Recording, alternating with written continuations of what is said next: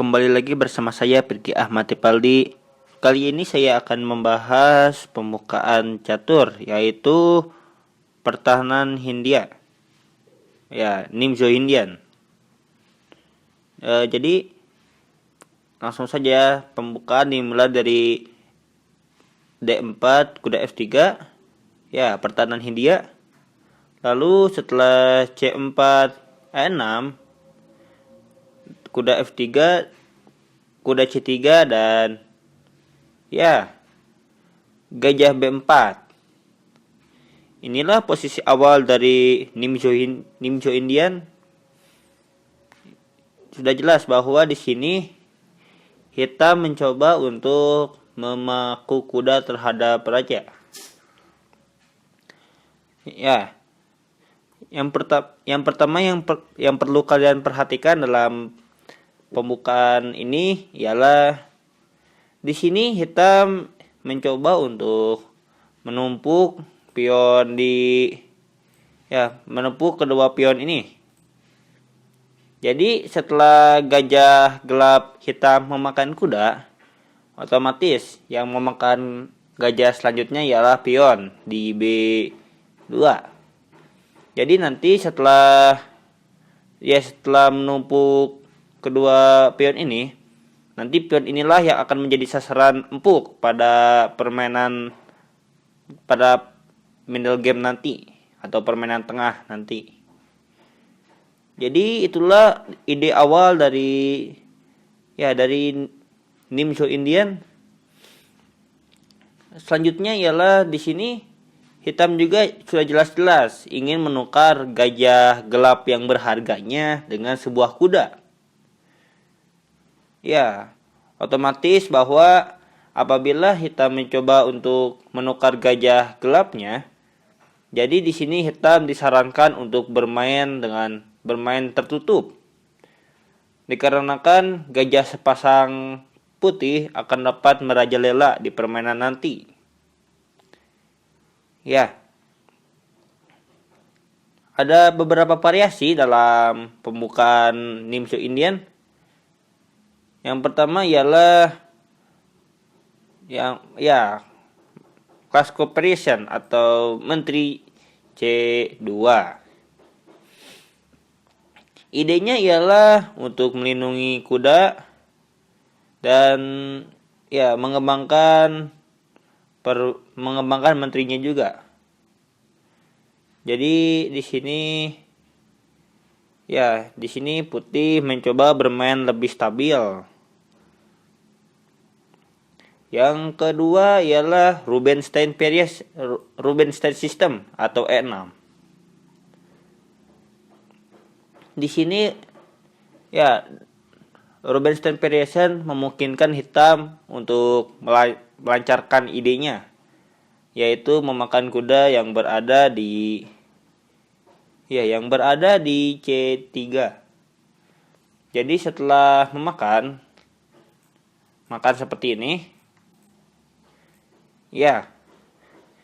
kedua pion ini akan menjadi target utama hitam pada permainan tengah. Apalagi jika pion di D4 ini bisa hilang atau ditukar. Pion di C3 dan C4 akan menjadi kelemahan putih yang sangat parah. Makanya pemain Nimzo Indian membuat posisi formasi pion menjadi tertutup, atau pion musuh dan pion kita saling menutup posisi seperti ini kira-kira. Nah, kayak seperti ini kira-kira yang namanya posisi tertutup. Jadi di sini pion kita dan pion musuh saling menutup jalur serangan. Dan sudah pasti dalam pembukaan Nimzo Indian formasi akan lebih dinamis atau lebih fleksibel. Ya, setelah E6 kuda C3 dan gajah B4. Ya, di sini kita mencoba untuk bermain dengan posisi tertutup. Dan perlu diperhatikan juga bahwa dalam pembukaan Nimjo Indian, di sini kita mencoba untuk mengambil alih petak di E4. Mengapa bisa demikian? Ya, sudah jelas bahwa kuda di sini sedang terpaku, dan pada langkah selanjutnya kuda di sini akan dimakan oleh gajah hitam. Jadi secara teknis pion petak di E4 tidak ada yang jaga. Jadi itulah saat-saat di mana hitam harus menguasai petak E4. Makanya para pemain Nimjo Indian terkadang menunda rokade dan sebaliknya memainkan pion B6 dan gajah B7. Intinya sudah jelas, menguasai petak E4 sangat mudah. Lalu selanjutnya jadi pada posisi seperti ini jawaban umum yang diberikan putih ada 3. Yang pertama menteri C2, main line. Yang kedua E3, Rubinstein variation. Yang ketiga ialah kuda F3, Kasparov variation. Jadi Garry Kasparov di sini menggerakkan kudanya menuju F3. Idenya di sini agar putih dapat bertransposisi menjadi pembukaan apapun. Ya, pada dasarnya pembukaan pertahanan Hindia memiliki banyak sekali variasi. Dan dengan kuda F3 di sini putih dapat menunggu jawaban yang akan diberikan oleh hitam. Jadi istilah kasarnya di sini hitam ini mau tidak mau harus bertransposisi.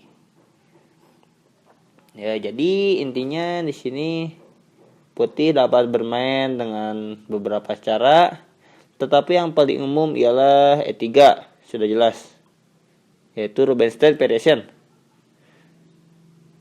Dan sekali lagi saya ingin menyarankan bahwa pertahanan Hindia ialah salah satu pembukaan catur yang rumit. Ya, apabila kalian tidak begitu terlalu serius pada dunia catur, disarankan untuk tidak begitu mendalami pembukaan ini. Karena pembukaan Hindia terkadang bersifat posisional dibandingkan pembukaan lain seperti Sicilian Defense atau Ruy Lopez yang bersifat taktikal. Ya, terima kasih atas perhatiannya. Mohon maaf bila ada kesalahan. Please subscribe-nya dan sampai jumpa.